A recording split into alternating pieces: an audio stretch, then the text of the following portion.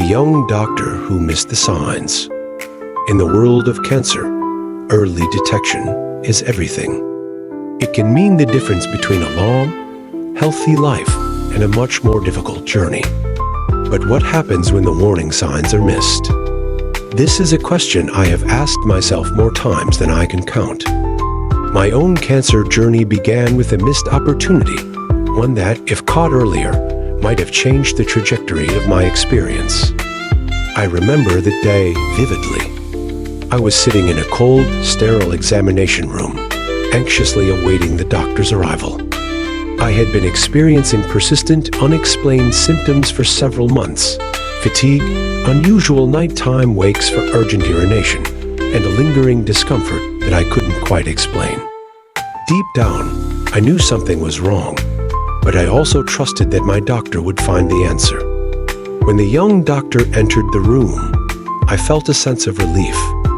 He was confident, well-spoken, and had a reassuring smile. Surely, he would help me get to the bottom of this. He conducted a basic physical exam and listened to my concerns. I could see him mentally checking off boxes: blood work, urine sample test, routine scans, all the usual suspects. But then, to my surprise, he downplayed my symptoms. "It's probably nothing serious," he said. "People your age sometimes experience these kinds of things. Let's keep an eye on it, and if it doesn't improve, we can explore further." His tone was casual, even dismissive. At the time, I wanted to believe him. I wanted to believe that it was probably nothing, that my concerns were simply an overreaction, that my body would sort itself out. So I trusted him. I went home with a lightened heart and a prescription for an easy urination, thinking that perhaps everything would be fine in a matter of weeks. But everything was not fine. The symptoms persisted. They worsened, in fact. And by the time I sought out a second opinion months later, the diagnosis came like a punch to the gut. Cancer. It had been there all along, slowly growing, spreading, and wreaking havoc inside my body. The young doctor had missed the signs. In hindsight, it is easy to be angry. Angry at the doctor for his casual dismissal.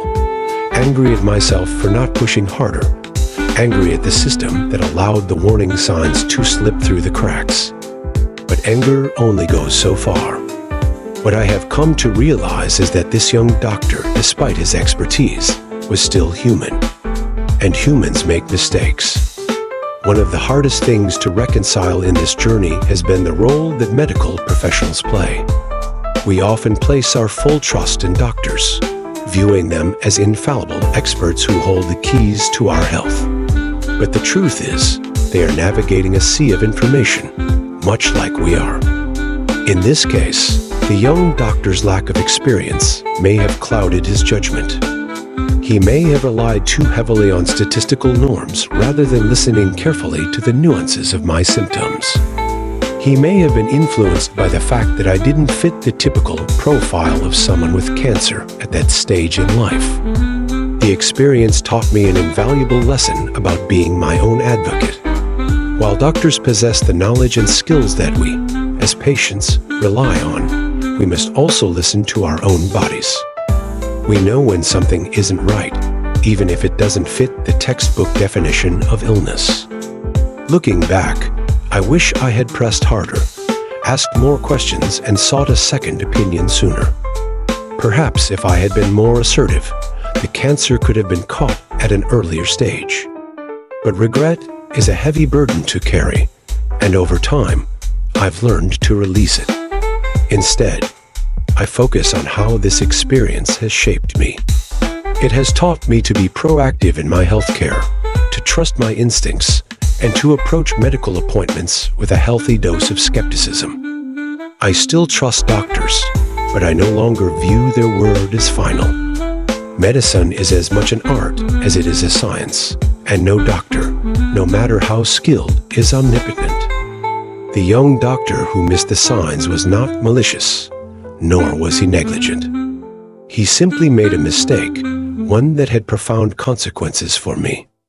While I wish the outcome had been different, I also recognize that this experience has deepened my understanding of both the medical system and myself. Cancer forces you to look at the world differently, to challenge assumptions, and to question authority. It pushes you to find your voice, to speak up for yourself, and to demand the care you deserve. In the end, the missed signs were a turning point in my life.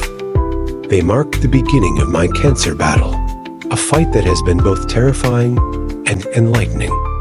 If I can share one piece of advice with others, it would be this: trust your doctors, but trust yourself more. No one knows your body like you do, and no one will advocate for your health as fiercely as you will. Listen to your gut, ask the hard questions, and never be afraid to seek a second opinion. Your life may depend on it.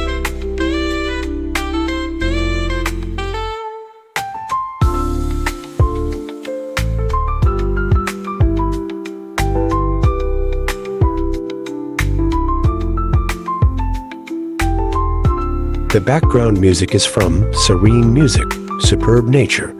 You can find it at my YouTube channel.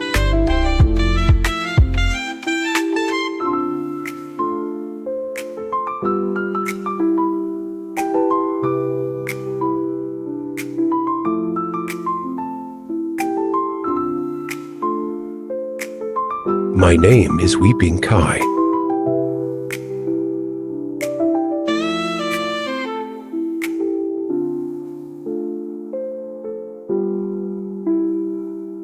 Thanks for watching.